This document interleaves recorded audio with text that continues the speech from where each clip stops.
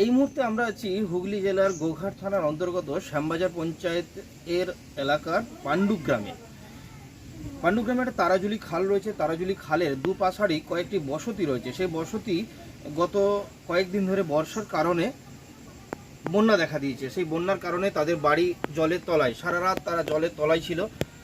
সকালের দিকে একটু জল কমতে তারা বাইরে বেরিয়ে আসতে পেরেছে। সারা রাত না ঘুমিয়ে না খেয়ে কাটিয়েছে, বাচ্চাদের মুখে খাবার পর্যন্ত তুলে দিতে পারেনি।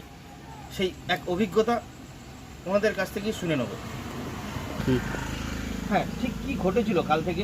কাল থেকে এই যে পাণ্ডুগ্রাম এলাকার কাল সারা রাত আমরা খেতে পারিনি, ছেলেদের কাছে খেতে দিতে পারিনি, রান্না করতে পারিনি, ঘুম নাই আর নাই। ছেলেটা আবার শরীর খারাপ, কালকে কামারপুকুর লেগে নি হাসপাতাল 11টার সময় গিয়ে নি, চলে এসেছি 10টায়, 11:30 বাজছে, খাবার নাই আর নাই।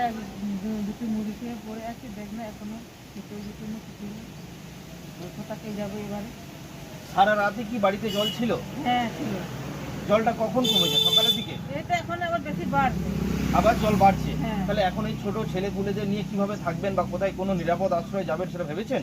না কোথাও ভাববে এবার কে আমাদেরকে নিয়ে যাবে এবারে। সারা রাত তো খাবার জোটেনি না। বলছেন, তাহলে এখন কি খাবার দাবার কিছু ব্যবস্থা করতে পেরেছেন? জল তো না। এখন একটু কমেছে। না রাঁধতে পারেনি, জালগুলো ভিজে গেছে, কি রাঁধবো। ঘরে খাবারও নেই, রান্নার সরঞ্জামও নেই, জ্বালন টালন সবই জলে ভিজে নষ্ট হয়ে গেছে।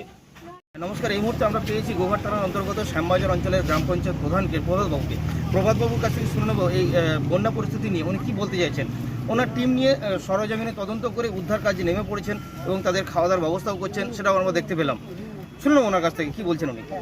ভোর 4টে থেকে আসতে আছি। এই খেজুর লস্করপুর একটা আদিবাসী পাড়া, ওটাও প্রায় ভেসে গেছে।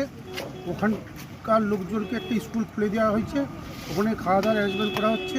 বিডিও সাহেবকেও বারবার জানাচ্ছি। এই গ্রামটাও আমার অবস্থা খুবই খারাপ, এদেরকেও সরিয়ে নেওয়ার জন্য আমরা দেখছি যত তাড়াতাড়ি সম্ভব উদ্ধার করে এদের খাওয়া দাওয়া থাকার ব্যবস্থা করার জন্য। আপনারা সরাসরি শুনতে পাচ্ছিলেন পাণ্ডুগ্রাম থেকে।